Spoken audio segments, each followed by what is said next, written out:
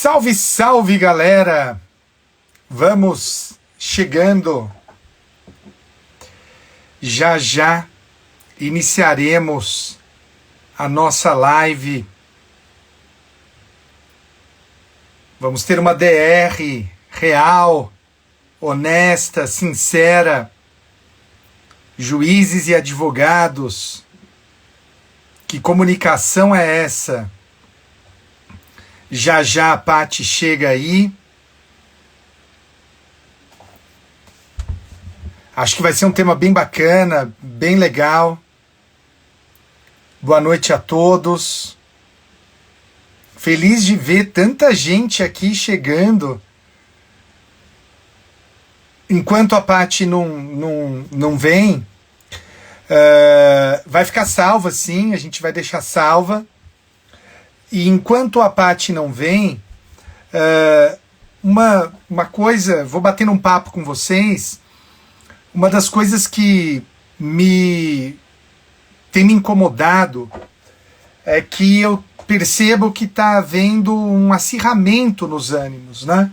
Eu não sei se vocês sentem isso, mas eu sinto um acirramento nos ânimos. Todo mundo está meio pirado com a pandemia. Normal, né? Todo mundo está meio pirado. Mas eu acho que agora está ainda mais... estamos ainda mais malucos, né?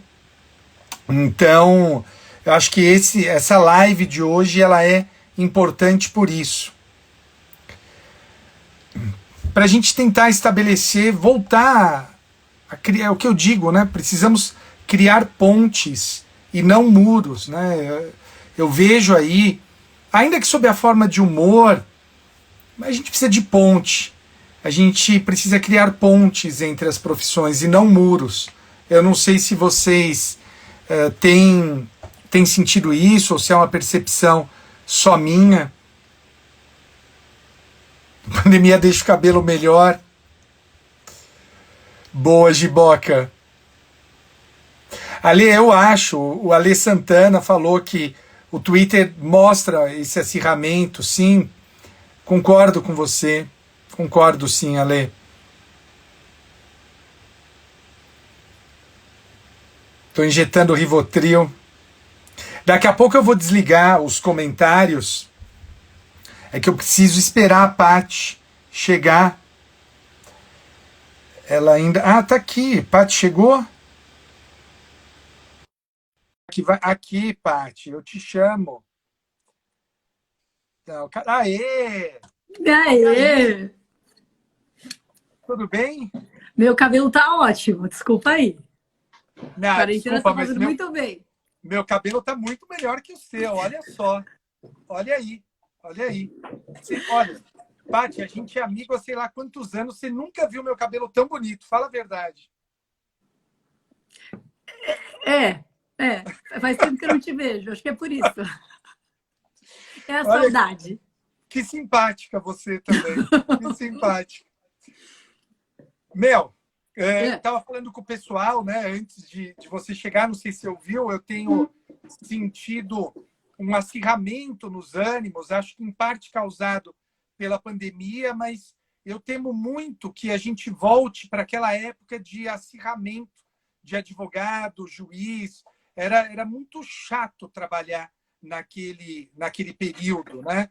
E eu não sei se você tem essa impressão, eu tenho muito receio que a gente volte para aquele momento ruim, foi um momento muito ruim da relação advocacia-magistratura, e eu acho que a gente tem que cuidar, né, dessa relação. E aí, conversando com você, você deu essa ideia super legal da gente fazer essa live, fazer uma DR e um jogo da verdade, né? É uma DR e um jogo da verdade. Então, vamos lá. Eu acho que pode começar com você. Você pergunta, eu devolvo. Bora lá? Isso aí. Bora lá. É o seguinte.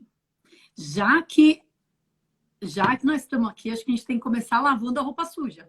Foi muito lindo o que você falou, que tem que estar tudo de bem, mas eu já quero começar, entendeu? Pé no peito. Então é o seguinte, eu quero que você diga o que você detesta que os advogados façam. que você não suporta, assim?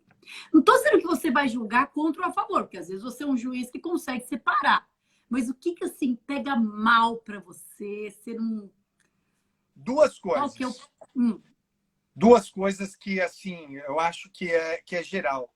Eu sou um juiz que gosta de atender advogado e gosta de discutir com o advogado. Quando o advogado vai despachar comigo, invariavelmente eu pego a petição, o advogado começa a falar, eu vou folheando a petição e vou interrompendo e vou questionando o advogado. Se tem uma coisa que eu odeio, Paty, é o advogado que vai despachar comigo só para cumprir tabela, só para falar que falou com o juiz. Não vai lá, cara. Não vai lá. Você está enganando a você, a mim, ao cliente. Então, eu me irrito muito com isso. Eu odeio, odeio. Se eu começo a perguntar coisas para o advogado e ele não sabe responder coisas... E eu não estou falando de direito, estou falando do caso dele. Pô, para que ir lá? E uma segunda coisa que eu odeio, quando o advogado vira e fala assim, doutor, olha com carinho. Carinho não. Não digam essa frase, advogados! Se vocês quiserem o ódio do seu juiz. Carinho não. Eu ainda falo, doutor, carinho só pela minha filha. O senhor me desculpa, mas eu não tenho carinho por processo. E você? O que juiz faz que você mais odeia? São tantas coisas. Não, deixa eu... É difícil eu apertar a síntese. Bom, eu estava pensando nisso aí durante o dia, e são várias coisas, mas acho que podem ser resumidas em duas coisas. Uma é não ouvir. Então, esse juiz que, assim, eu adoro também, eu pessoalmente, eu gosto de despachar. E até é interessante ouvir o teu feedback. Porque eu tenho por costume sempre despachar, porque eu acho que eu tô ali, eu queria até eu te ouvir se você acha que, se você, como juiz, concorda comigo ou não. Eu acho que, assim, é igual você ler um livro, você ter a aula. Eu acho que o juiz, ele lê o processo, mas se eu for lá explicar um pouquinho para ele melhor, se eu vou ajudar ele. Eu faço isso até como uma deferência ao juiz, não como uma coisa que eu tô pedindo um favor, mas assim... deixa eu te explicar, porque eu sei que é chato pra caramba ler esses 6 volumes. É assim, ó. Então, eu faço isso até como uma forma de facilitar a vida do juiz. Posso Então, te perguntar uma coisa? Fala. Será que isso tem a ver? Porque, veja, você percebe que o que você fala se completa com o que eu falo? Você é o oposto do advogado que eu não gosto, porque você sabe do que você está falando. Mas será que isso tem mais a ver com o fato da gente ser professor? Ou não? Porque você não vai entrar para despachar com o juiz se você não sabe nada do caso. Você não faz isso. Não. Eu sempre acho que eu tô lá porque eu posso agregar. E eu acho que eu posso agregar, claro. Eu acho que eu posso agregar em termos de ênfase. Não é que eu sou boazinha, eu sou uma boa samaritana, eu quero dar... Mas eu também acho que eu posso agregar em termos de facilitar a decisão do julgador. Seja contra, obviamente, eu quero que seja a favor de mim, mas é para entender o caso, porque eu imagino que deve ser um saco você ter ali pilhas de papel, hoje digital e tal, às vezes casos complexos. Acho que é isso, eu gosto e adoro que o juiz me pergunte e eu consiga esclarecer e eu vou lá nesse espírito. E é legal saber que os juízes, que o juiz Madeira gosta disso e não gosta de eu ir lá e só repetir o que está na petição, ou ir lá só para ter um J conclusos e etc, né? Que eu tô ali. Mas o que eu não gosto, então, é o juiz que não tem essa atitude que você tem. É o juiz que não... é o juiz que não ouve. Mas esse não ouve, eu poderia... Juiz que não ouve, é um desespero, Med. Se vocês soubessem, magistrados, como é bom você falar com alguém que ouve, mesmo que a pessoa não vá concordar. O juiz surdo é um desespero. E o juiz surdo, ele tem vários graus. Primeiro, o juiz que não recebe. Que simplesmente é surdo que você manda um e-mail querendo despachar, ele não recebe. Isso está acontecendo um bocadinho na pandemia, que você sabe. Mas, enfim, o juiz que não recebe. Deixa eu falar um detalhe que me aconteceu essa semana e acho que vale um alerta. Você falou de e-mail, né? Eu acabei agora de agendar uma audiência com um advogado amanhã.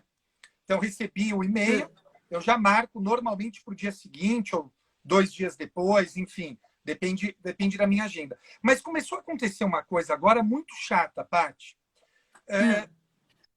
Aconteceu essa semana 3 vezes. Eu marquei a audiência, estou lá esperando o horário da audiência com o advogado. Falo, cacete, cadê o advogado? Entro no meu e-mail, o advogado, muito obrigado, excelência, mas eu não preciso mais. Cara, se você pedir uma audiência por e-mail, né, assim, tudo bem que pode ter acontecido alguma coisa. Por exemplo, teve uma advogada que me escreveu, excelência, eu não vou poder, porque eu estou com um problema médico, eu vou precisar ficar fora, sei lá, 10 dias. Beleza, é da vida. Agora, está acontecendo, começou a acontecer essa semana, eu espero que eu só tenha dado azar disso. Porque, poxa, né, marcou. Ou então, a minha escrevente até levantou uma hipótese, a Cris. Ela falou, às vezes eles não achavam que ia vir tão rápido, e aí se desesperaram e cancelaram. Ai, meu Deus, ele aceitou. E agora? Não tenho nem roupa. Então, eu não sei exatamente o que está acontecendo. Mas isso é chato. Entendi. Fica a dica aí. Não, isso eu nunca fiz, não. Mas juiz que não recebe, eu não entendo, assim. Porque hoje em dia, o despacho virtual é uma coisa tão curtinha. Pensa comigo, assim. Eu falo 5 minutos, pergunto, senhor, tem alguma dúvida que eu possa tirar? Tem algum esclarecimento que eu possa aqui ajudar? Acabou, não é também para ficar... Mas, enfim, não recebe. O juiz que recebe com aquela... Hoje em dia tá mais difícil, mas com aquela má vontade, assim, tem uma coisa, assim, da pessoa que não te olha no olho, não é? Isso existe entre alguns juízes. Parece que ele acha que você vai... não sei, abduzir ele pelo olhar, se ele olhar, sabe? Um medo, assim, do contato humano. Eu sou um ser humano, o senhor é um ser humano, estamos aqui. E tem uma outra versão do juiz que não ouve, que é o juiz que não lê a sua petição. E esse juiz que não lê a sua petição tem 2 coisas. Ou ele simplesmente ignora os seus argumentos, que é muito chato. Eu fiz agora uma petição falando sobre... Lembra aquele habeas corpus que a gente achou que ia perder o objeto do advogado sustentar por último? Lembro, do STJ. Perdeu o objeto mesmo, né? Perdeu o objeto. Eu fiz Mas eu fiz uma petição levando argumentos. E data máxima vênia, Sua Excelência não enfrentou os meus argumentos, mesmo que fosse para contestar. Simplesmente juntou um acórdão no MS, que não era sobre direito fundamental, não era sobre uma declaração incidental de inconstitucionalidade de um artigo de direito do regimento. Quer dizer, eu tive um trabalho intelectual ali de fazer a minha tese, de expor. Simplesmente, assim, nem passar por ela para dizer não presta, isso aí você tá louca, etc., é muito desagradável. Eu acho que E tem uma outra versão, que é menos desagradável, mas também é desagradável, que é o juiz que concede o que você pede, mas não te dá crédito. Então, assim, sabe, ele... Como assim? Os juízes, magistrados, se você vai acolher uma tese apresentada pela defesa, dá crédito, assim, conforme a defesa bem expôs, brilhantemente. Não precisa fazer esse rapapé. Mas, assim, às vezes você fala... O juiz, ele faz uma sentença ou concede aquilo, fundamentando no Ministério Público, em Mas, olha, posso falar? Posso falar? Eu não falo nada do que você falou.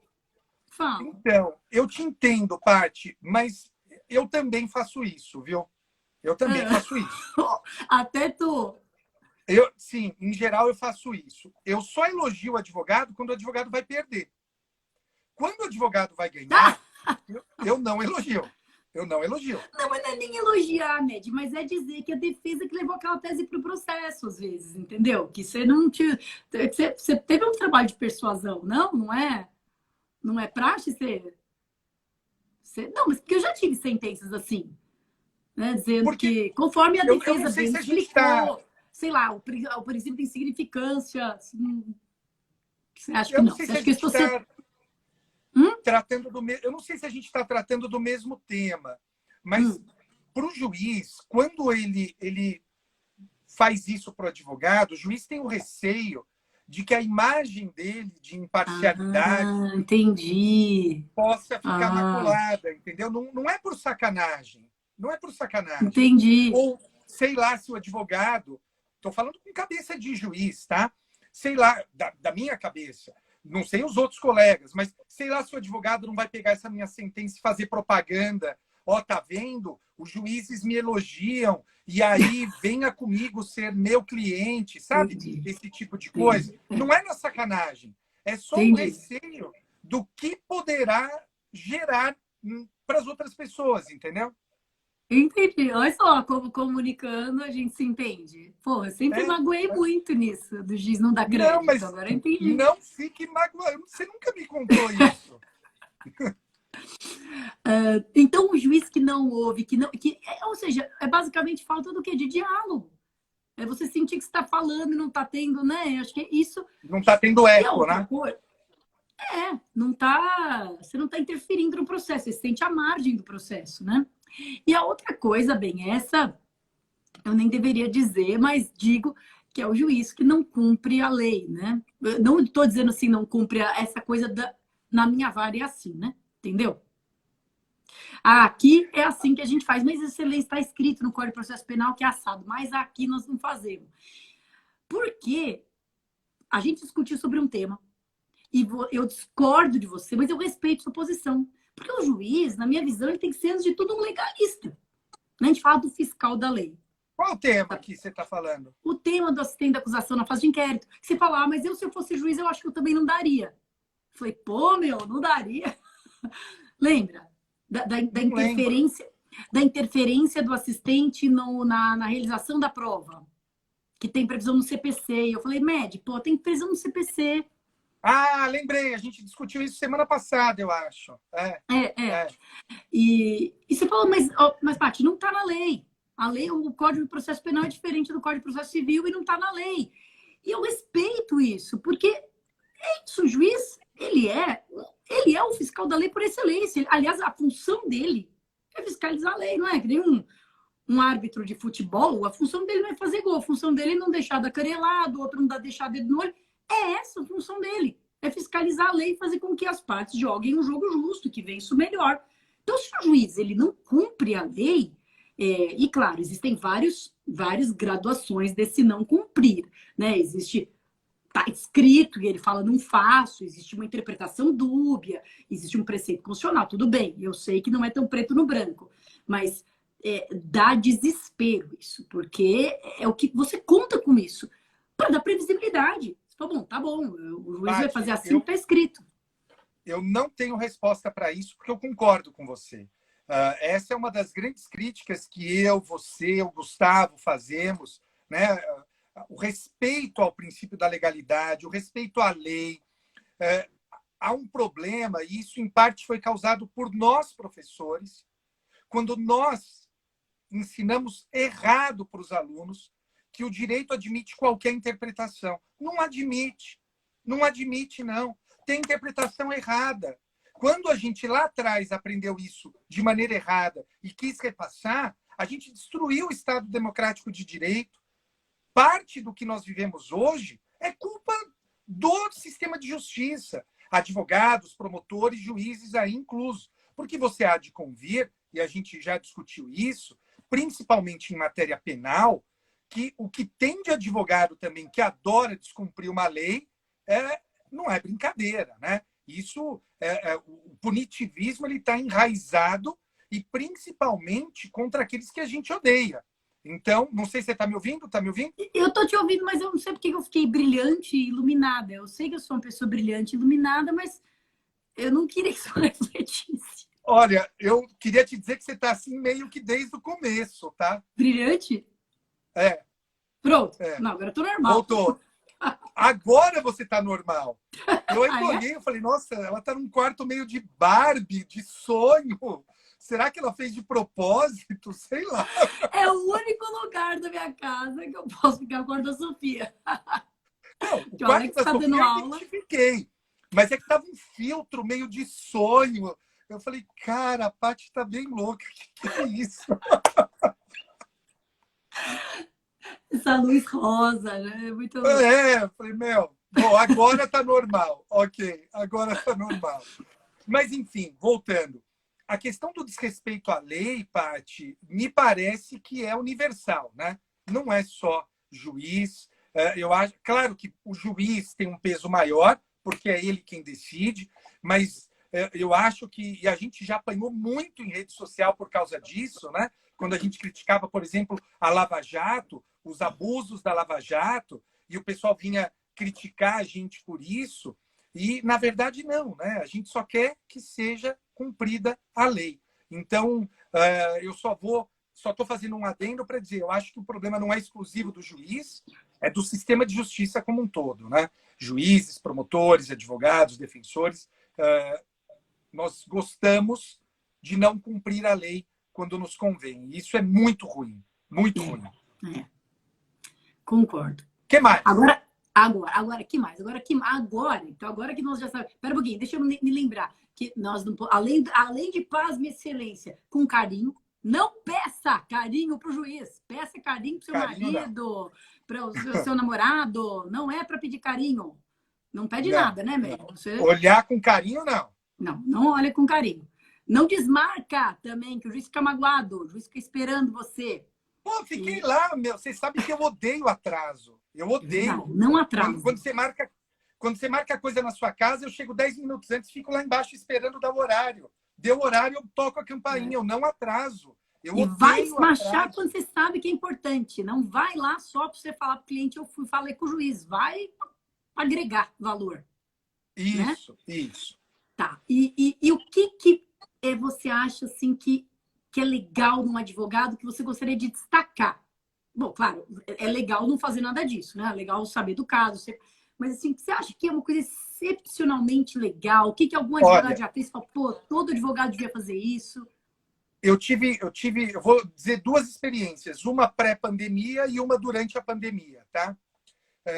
Pré-pandemia, foi uma garota, advogada recém-formada, despachar comigo. Paty, mas assim, eu não posso revelar o escritório, até porque eu nem lembro agora, mas era uma menina, 20 e pouquinhos anos, sabe? Depois ela revelou que tinha acabado de ser nossa aluna na OAB. E aí, excelência, eu gostaria de falar, pois não, doutora. Excelência, é de um caso assim, assim, assado. Eu falei, tá com a petição? Tô, excelência. Me deu a petição. Falei, começa a falar, doutora. Ela foi falando, fui lendo a petição, parava, doutora. Fui questionando ela. A menina sabia tudo do processo. Aí eu parei, olhei e falei assim, doutora, como a senhora se chama? Ah, fulana. Eu falei, doutora, o nome da senhora não está na petição. Ela falou, não está, excelência. Meus chefes que assinaram. Eu falei, e eu sou capaz de apostar, doutora, que eles não sabem 10% do que a senhora sabe desse caso, porque a senhora deu um show aqui. Eu não quero dizer que eu vá acolher a sua tese, mas assim, todo advogado deveria ser assim mesmo. A menina sabia tudo, Paty. Então, eu queria deixar claro isso para quem está nos assistindo. Não depende de idade. Não depende de idade. Uma menina recém-formada. Ela sabia de cabo a rabo tudo, respondeu. E deixa eu te perguntar uma coisa, então já emendei essa pergunta. Mas te impressiona mais ou são coisas... Ou uma coisa te impressiona mais que a outra? Ou as duas juntas? Ou te impressiona mais o conhecimento do caso? Ou o advogado que conhece muito tecnicamente? Ou as duas coisas te impressionam bem? É que nesse qual caso, que você acha mais importante? Conhecer o caso é mais importante.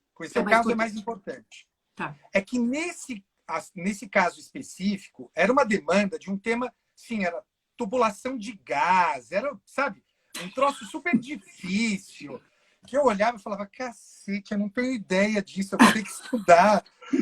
Né? Era um tema difícil, a gente não sabe tudo. E a menina deu um show, assim, eu fiquei maravilhado. E na pandemia, teve um advogado que eu abria, não é live, né? Abria audiência com ele pelo Microsoft Teams. Você deve estar despachando com juízes nesse aplicativo. O advogado, então, né, boa tarde, excelência, boa tarde, doutor. Excelência, olha, aqui se trata de um caso assim, assim, assado. A outra parte falou tal coisa, mas, excelência, a outra parte mentiu e eu vou provar. E aí ele compartilhou uma tela do processo comigo. Excelência, eu estou compartilhando aqui a tela do processo. Olha, a outra parte falou tal coisa, mas olha aqui, ó, esse documento desmente a outra parte. olha, ela não falou a verdade, assim, assim. Falei, doutor, que página está isso? Daí ele foi mudando, né, a lente, sei lá como. E depois que ele terminou de falar comigo, eu falei, nossa, doutor, que legal, como é que o senhor fez isso? Me ensina. E aí ele me ensinou como fazer, mas assim, o compartilhamento da tela do processo, sabe? O cara foi muito em cima, foi muito objetivo, né? Não ficou enrolando. Não, olha, excelência, eu quero falar disso, assim, assim, assado. E olha, a outra parte está induzindo o senhor em erro. Olha aqui esse documento, estou compartilhando a tela, blá, blá, blá, blá, blá, blá. Sim, então, eu acho que esse lance, Paty, do conhecer o caso e saber como apresentar, isso é, sim, maravilhoso, maravilhoso. E você? Cara, O que o juiz faz? Você olha e fala, cara, show.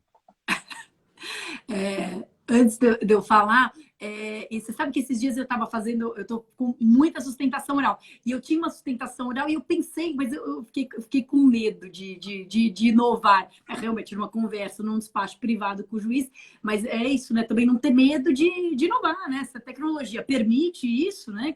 Mas eu pensei em fazer isso, porque eu sei compartilhar. Tela. E daí eu poderia, né? Eu estava citando, eu estava lendo um trecho do processo, mas tem mais impacto, né? Em vez de você falar nas folhas tal, né? Se você vê. Deixa eu te fazer uma pergunta antes de responder a sua. Você pega bastante petição que tem link, que tem QR Code, coisa assim? Eu peguei. É raro, não é comum. Não é comum? Eu peguei, você já pegou? não é comum. Peguei agora, nesse caso, que acabou ficando famoso aí, né, envolvendo figuras públicas, e foi legal. Porque, foi legal? Foi legal. Eu apontei meu celular, porque o iPhone ele tem isso, né? Que você aponta a câmera, no QR Code já abre. E aí abriu para o vídeo do réu, falando contra o autor, daí eu fiquei vendo, ouvindo. Acho que é interessante. O que talvez eu ache é que isso tem que ser usado com comedimento, né? O advogado que abusa desse tipo de recurso acaba perdendo, né? O juiz para de olhar, não vai olhar. Agora, ali era algo, cara, que foi muito bem feito, porque eu apontei a câmera, olhei, vi e me convenci, dei a liminar, enfim. Então, mas não é muito comum isso. Eu gosto muito desse tipo de recurso, porque eu acho que essa... Tudo bem, Med? Tudo bem. Paty? Med? Voltou. Beleza. Porque eu acho que essa coisa visual é muito forte. Eu estava com um caso agora eu sou assistente da acusação e a discussão era se havia prova ou não de que tinha havido uma lesão. E as testemunhas realmente foram muito contraditórias. Uma testemunha disse que viu a lesão, depois disse que não viu a lesão ser praticada. Uma testemunha disse que a lesão foi no braço direito, outra na perna esquerda. As testemunhas são todas contraditórias. Mas tem um vídeo mostrando o momento de um chute. E por mais que eu descrevesse que nas minhas outras peças, eu tinha descrito, tinha apontado que estava numa mídia acostada no processo, né? Porque ainda é um processo meio virtual, meio... Mete o vídeo lá para ver. Meti o vídeo, assim, fiz, botei, e aí é isso, você aponta o celular, você vê, e não tem como negar. Eu acho que essa prova visual, assim, ela tem um impacto, é forte, né? Bom, olha, é o seguinte, o juiz dos sonhos. O juiz dos sonhos, né? Além de ser o juiz que, obviamente, é o contrário do juiz do pesadelo, né? O juiz que ouve, o juiz que... Eu acho que, assim, um juiz que se... Porque, não sei, acho que isso, talvez no penal você sinta mais, possível também, mas o juiz que se envolve o juiz que se importa. O juiz se importa. Tem um episódio que marcou a minha vida e esse é o juiz, assim, que... Acho que eu até já te contei, era um caso em que meu cliente estava preso numa temporária, ia ser convertido, e a delegada ia pedir a preventiva, eu já sabia disso. E a gente sabe, né? Você vai explicar isso. Essa história é maravilhosa. Conta essa história. É muito legal, porque a temporária, as cautelares, elas não são dadas inaudita. Quer dizer, você tem que ouvir a parte contrária, salvo se houver prejuízo, se houver impossibilidade. Se a delegada, ela sabia que ela ia pedir preventiva. Se ela tivesse pedido 2 dias antes, dava para ter me intimado e eu ter me manifestado. Mas ela deixou para pedir às 5 horas da tarde do último dia do prazo para não dar para eu me manifestar, para o juiz decidir na hora e converter em preventiva. E eu tava ligado no esquema. Então eu fui pro fórum e fiquei de plantão no fórum desde o começo da tarde, esperando a petição dela entrar já com a minha contradita. Eu falei, não vou ser intimada, mas eu vou contraditar. Eu tenho um monte de argumentos para combater esse pedido de preventiva. Tinha, aliás, uma testemunha que eu tinha ouvido no meu escritório, porque, enfim, né, investigação defensiva e tal. E fiquei ali com a petição. Na hora em que entrou o pedido dela, eu protocolei ali no cartório a minha petição e fui despachar com o juiz. Falei, expliquei para o juiz, e o juiz falou, vai lá, então protocola e manda para mim. E eu fui protocolar no cartório, e no cartório me disseram que não dava porque já estava com o MP, né? Eu tinha batido no cartório, já tinha ido para o MP, já ia voltar com o parecer do MP e já ia para o juiz. Não ia dar para ver minha petição. Aí eu fui atazanar o juiz de novo, 6 horas da tarde, sexta-feira, aquele desespero, todo mundo querendo ir embora. E aí o juiz, não, mas tem que juntar, porque o cartório não queria juntar a minha petição. Eu voltei pro cartório, falei, gente, o silêncio está dizendo que tem que juntar e etc. Não vamos juntar, não é assim que a gente trabalha aqui, já tá com o MP, e o MP é 2 andares para baixo, ali na Barra Funda, né? E aí eu voltei pro juiz com aquela cara no chão, mas, juízes, tenham compreensão, ser advogado às vezes é ser chato mesmo, você tá defendendo direito alheio, entendeu? Se você estivesse defendendo direito próprio, até você poderia falar, Dani, não vou, mas você tá defendendo direito alheio, você não tem a opção de desistir. Você não tem opção, você tem que ser chato, você tem que ser reclamão, porque a vida é de outra pessoa. Bom, fui lá. E aí o juiz foi até o cartório e deu um esbregue no cartório e falava pro cartorário, olha, aqui é a vida de uma pessoa, é a liberdade de uma pessoa. E você não vai deixar eu apreciar o pedido de liberdade dessa pessoa, porque não tem um funcionário para juntar essa petição da MP. Eu vou. Ele pegou e falou assim, então eu vou lá no MP avocar o processo, já que não tem funcionário, eu vou pegar o processo para juntar a petição, para ir para o MP de novo. E, enfim, aí surgiu um funcionário. Mas, assim, o comprometimento dele, né, era muito fácil, que eu acho assim, às vezes você está na máquina burocrática e é muito fácil, 6 horas da tarde, 7 horas da tarde, da noite, ele fala, não é comigo, chega, acabou meu expediente. Mas ele se importou. E assim, eu fiquei emocionada, eu penso nele até hoje como um exemplo de juiz, porque foi realmente incrível, você sabe, né? Porque eu acho que muitas vezes o advogado, ele tem esse drama humano, né? Até porque ele tem o contato com o cliente, etc. E para o juiz aquilo não é uma pessoa, é um papel. E o cara conseguiu enxergar além do papel, foi demais. Você sabe que, ouvindo você falar isso agora, eu lembro, vou confessar algo que pouca gente sabe, você vai se lembrar. Eu e você, há alguns anos, fomos chamados pelo então diretor do Mackenzie, porque nós tínhamos sido os 2 melhores avaliados lá naquele semestre, e o diretor queria entender por que que a gente tinha sido tão bem avaliado de uma maneira tão diferente.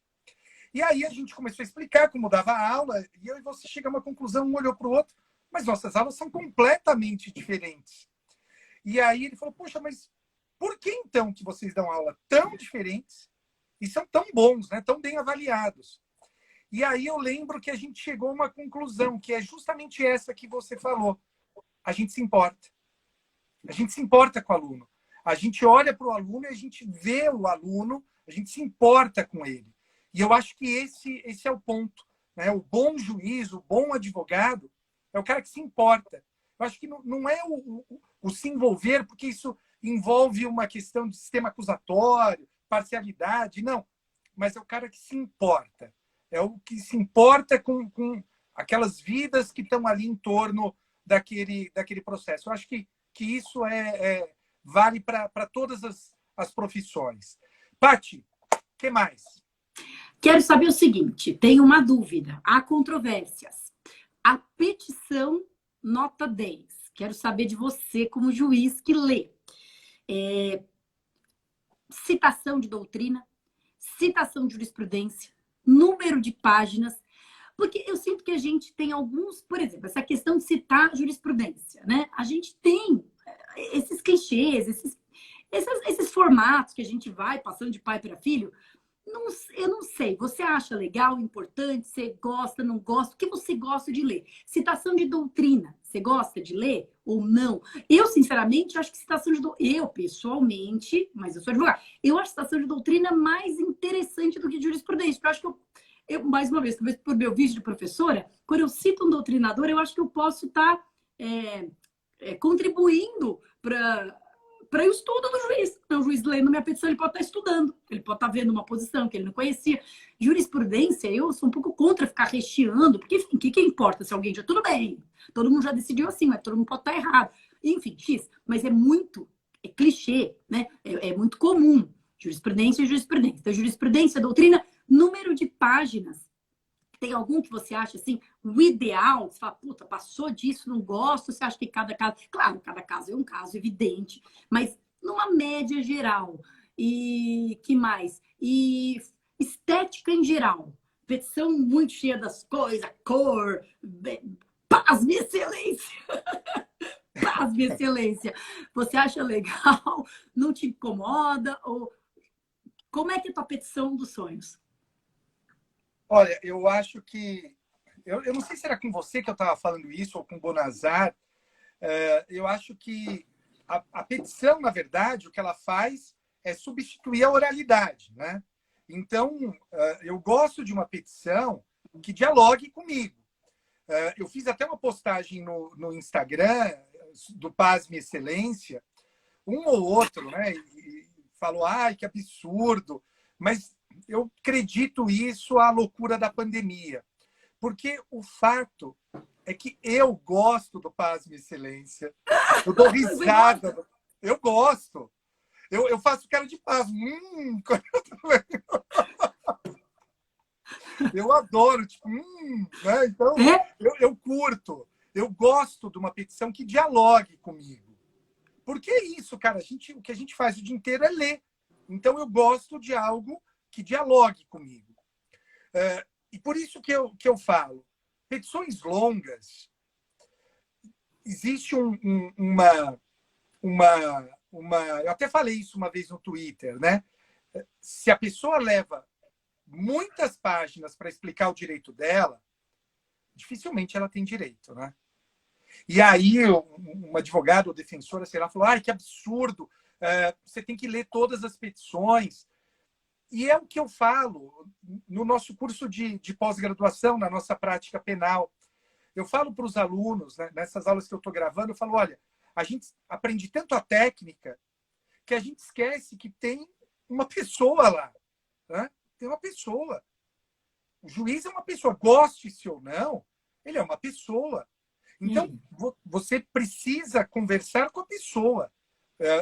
Até fiz um exercício hoje que era envolvendo um acidente de trânsito. Eu não vou revelar de maneira ampla, mas a hora que eu termino de ler o problema, eu falo, então, você não está com raiva desse cara que está preso, que é o seu cliente?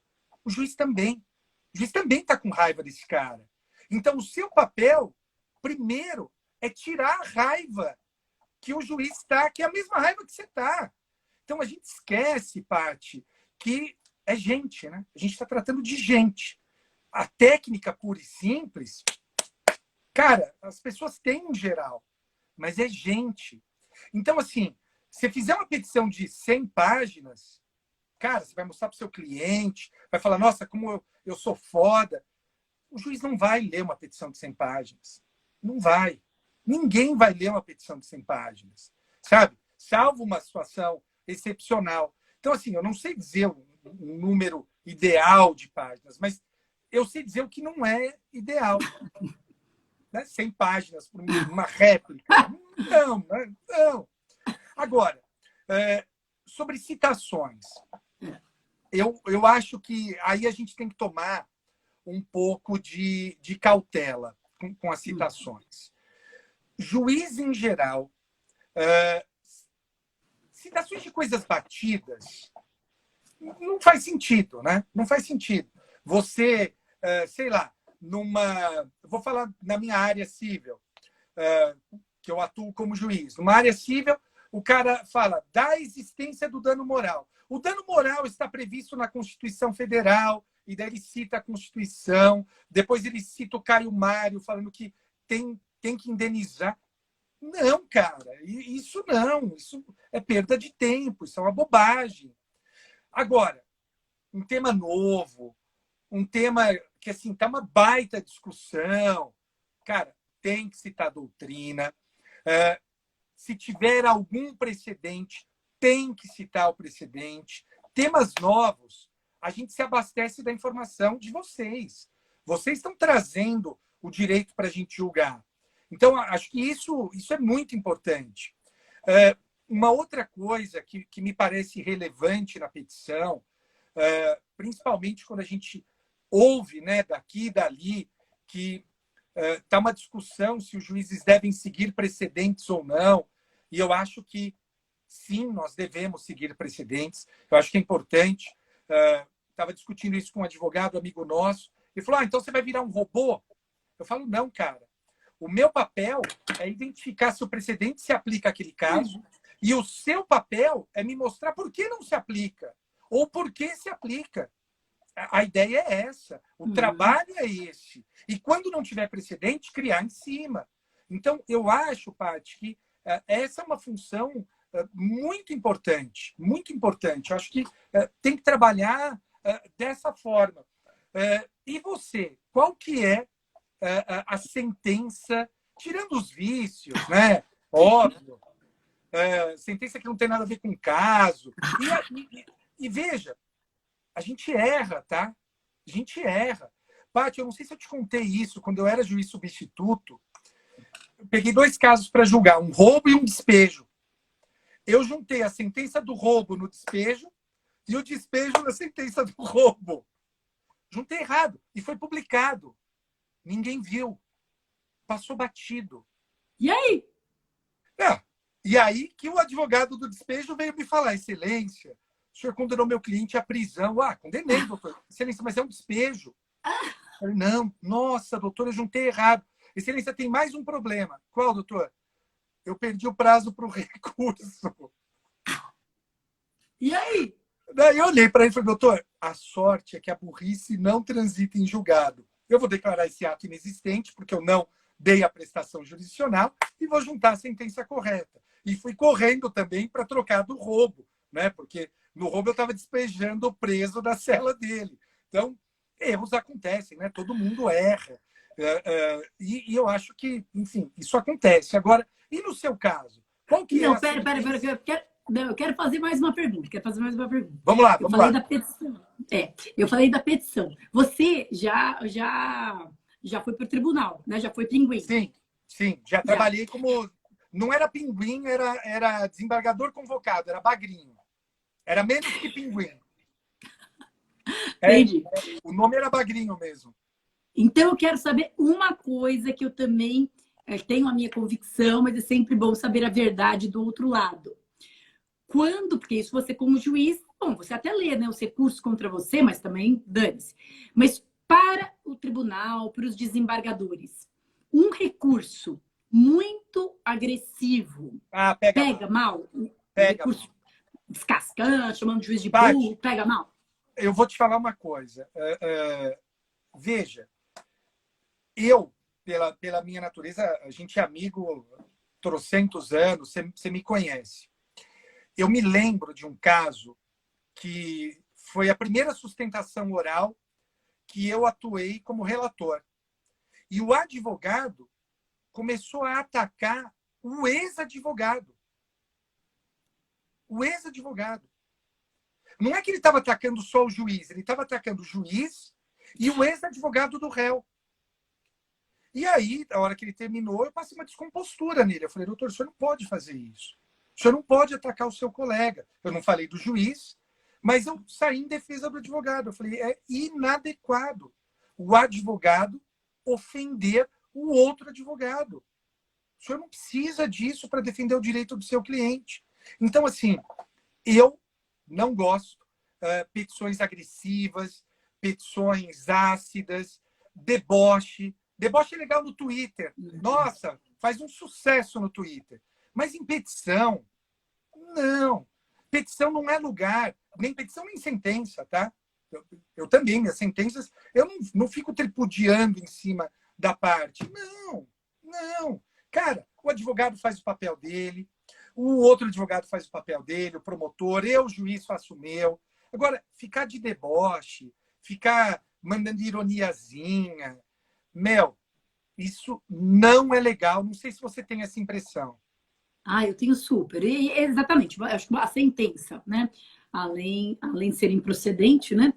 Para ser uma boa sentença, no meu caso, né? Advogado de defesa, mas é uma sentença que aprecia os meus argumentos, essa coisa de ficar no vácuo, de você ter falado, né? Mas isso eu também falo e ensino um pouco, bastante na nossa pós de prática penal, a gente também não pode abrir margem para isso, né? Essa coisa do advogado, eu não sei, até é bom a gente compartilhar, mas a minha experiência pessoal é que quando nós, advogados, queremos fazer aquela petição com 6 milhões de teses, né? Ou, enfim, os 58 preliminares, etc., a gente justamente tira o foco do juiz e dá abertura para que ele faça justamente isso que eu estou criticando. Quer dizer, ele bate nas suas teses fracas, ignora a sua tese forte, a sentença fica grande, porque ele bateu bastante, e o máximo que você faz é embargar de declaração, e daí também não vai ser recebido, porque porque as outras teses já foram... Enfim, então eu acho que nós, advogados, eu pessoalmente sou assim, eu acho que a gente tem que ser pontual, claro, se tem um monte de tese, tem um monte de tese, mas tem que ser pontual, tem que ser cirúrgico, tem que investir naquilo que deixa o juiz assim, vou falar um termo deselegante, mas sinucado, no sentido de, é isso, Exato. né? Não tem como. Exato. Porque fazer tese fraca é pedir para tomar na cara. Eu sou super contra e sei que tem advogado que adora ficar fazendo isso. Mas, então, que eu não gosto de uma sentença que não aprecio o que eu falei, não aprecio minha tese, e deboche. Sentença que, sabe, muitas vezes a gente vê isso no criminal, sentença, às vezes dando uma lição de moral, sabe? Falando de forma ofensiva da pessoa. E isso, uma pessoa que, via de regra, o juiz nem viu uma vez no interrogatório e pegou raiva, lógico, porque, enfim, mas não é... Eu acho absolutamente inadequado, assim, colocações pessoais, às vezes no recurso, né? Isso às vezes a gente vê. Eu acho feio, né? O desembargador que nega provimento e diz, não, e a pena ainda foi baixa. Sabe, não precisa, não tem...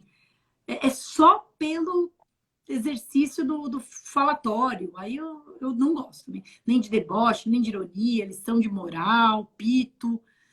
Né? Não é lugar para isso, Não precisa, cara, né? O direito ele já é uma situação estressante. Eu acho que a gente... O pessoal...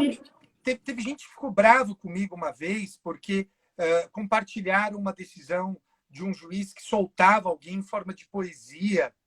Eu falei, olha, desculpa, mas não é adequado. Não é adequado. Nem condenar como poesia, nem soltar como poesia. Poesia você faz depois do fórum, depois do expediente, né? Faz aqui no Twitter, faz no Instagram. Processo, é processo. Você sabe que eu julguei casos muito relevantes, né? Vou citando dois.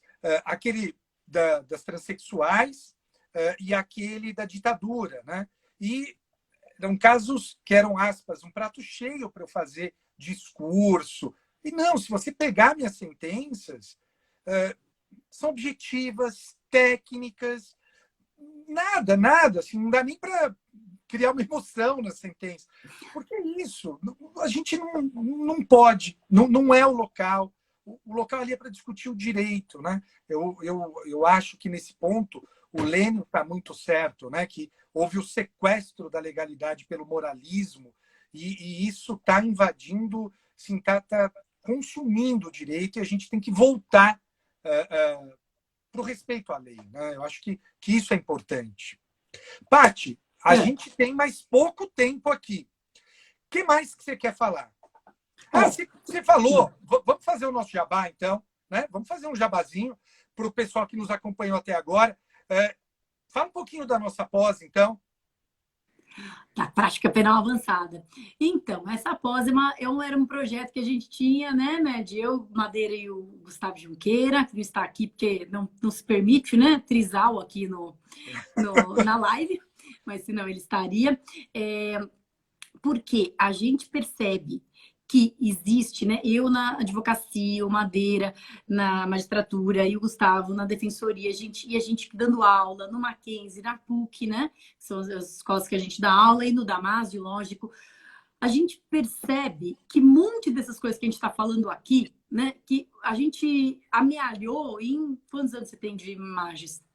Quantos anos? Que pergunta grosseira, Patrícia. Então, eu tenho 3 anos de advocacia, né? De Eu tenho formada, isso de magistratura. mas eu já aprendi bastante nesse tempo, eu sou esperta. E a gente Eu vai... tenho 21 anos. Mês que vem, eu completo 21 anos de magistratura. É uma vida. É o que você tem de advocacia, não é? É um pouquinho menos. Eu comecei a advogar um pouquinho mais tarde. Porque eu comecei a dar aula, na verdade, e comecei a advogar um pouquinho mais tarde. Mas sei lá, 17, uma coisa assim.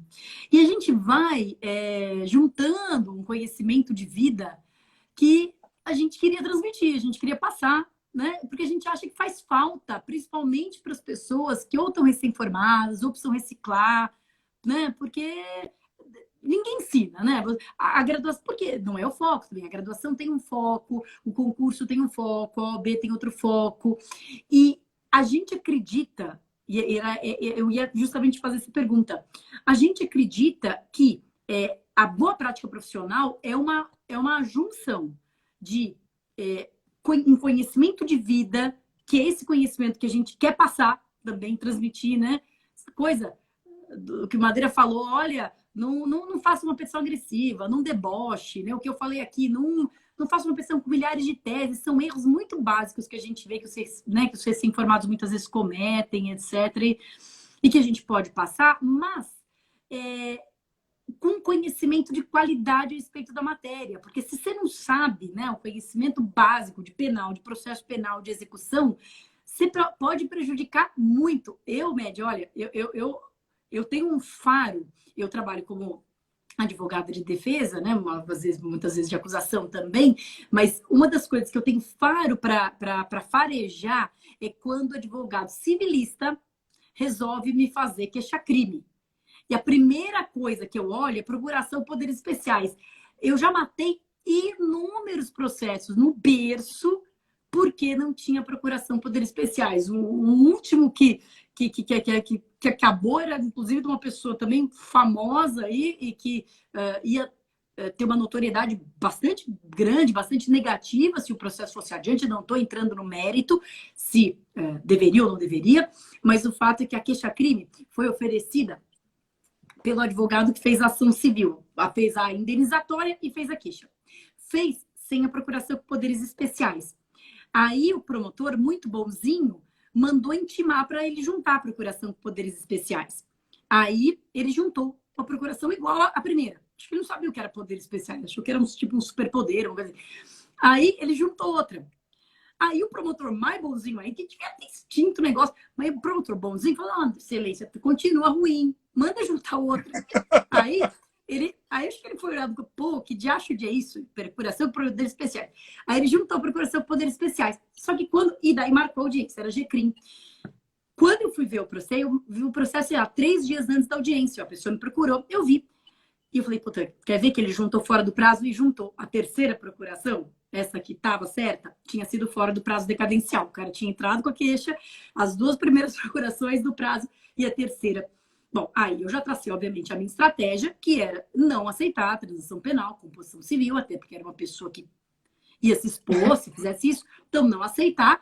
Aí eu ia pedir a extinção da punibilidade, na própria audiência pela decadência. Quando cheguei na audiência, a pessoa que era o advogado, esse advogado que juntou 3 procurações, uma delas fora do prazo, esse advogado me abre um sorriso desse tamanho e falou, professora! E eu falei, ai meu Deus, ensinamos mal essa criatura. Aí eu fiquei super envergonhada, porque o moço super bonzinho, tirou foto comigo, me apresentou para cliente dele. Aí eu fiquei encabulada de pedir a extinção da punibilidade na audiência, que ia pegar mal para ele, né? Ia ficar bem chato. Então, na audiência, eu fiquei na mãe, falei, não, que a gente não queria aceitar nada. Quando saiu, eu fui lá e falei, promotor, tá extinto, acabou mesmo. Ou seja, nem... até aluno Damásio se equivoca, hein? Caramba, tinha sido nosso aluno Damásio. Mas, enfim, a gente notou que tinha tinha um nicho no mercado, tinha uma lacuna que não era suprida, né? Porque o após era muito acadêmica, era acadêmica demais, e aí a pessoa que queria, né, que queria já botar as coisas em prática, não sentia que estava tendo muita vantagem, ou era um curso de prática da advocacia, que também não é, entendeu? Porque um curso de prática da advocacia, eu ministro e não tenho nenhum problema, né? Como eu ministro, a mentoria de habeas corpus, mas aí é algo realmente mais para quem quer ser advogado, etc. A gente entendeu que não tinha algo que ensinasse teoria sofisticada. Guilherme Madeira fala aí alemão, Gustavo Junqueira, não sei que língua que fala a língua dos presos, cola na grade, etc.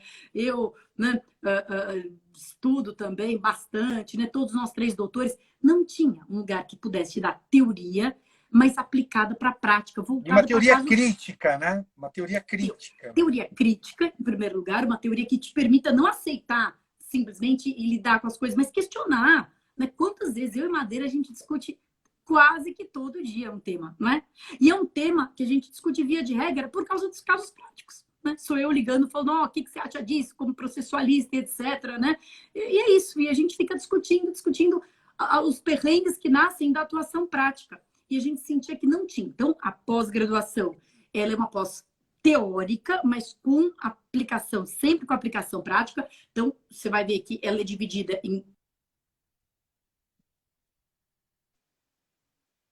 aquele caso prático que é um caso da vida real, né? E daí a gente explica, reflete, fala, traz julgado, traz doutrina, teoria para resolver aquele caso prático. Tá demais, né, Médio? A gente está aí no meio da gravação das aulas e estamos na maior ansiedade.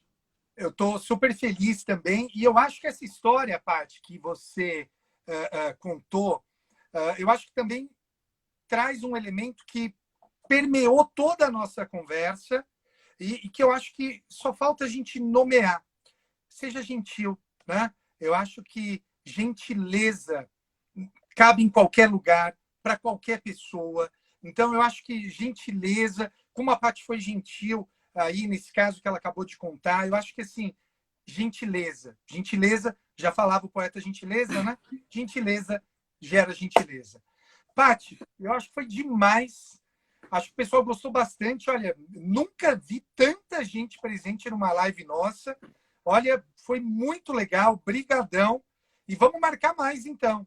Bora, vamos. A gente pode. Bom, a próxima, a gente tem que fazer uma com o Gus, né? Para saber que, né, gentileza é o Gustavo em pessoa. E eu acho muito importante você falou, Médio, porque concordo, voltando só no que você falou inicialmente, e tá vendo mesmo essa coisa, esse embate, né? De tudo, e da magistratura da advocacia também, e eu acho que não, eu pessoalmente acho que não é por aí. Eu sei que é um pouco de uma questão de estilo, mas eu não sinto que eu nunca perdi nenhuma causa, nem deixei de defender nenhum cliente por não ser uma pessoa agressiva ou não ser uma pessoa irônica. Eu não acho que você precisa ser assim para ser um bom profissional. Você precisa ser firme, técnico, aguerrido, combativo e até as últimas consequências. Mas é isso com técnica, né? Quem tem o bom direito não precisa de grito nem nada. É isso que a gente vai municiar aí na nossa pós. Gente, foi um prazerzaço estar com vocês. Tchau, Med. Valeu. Tchau, gente.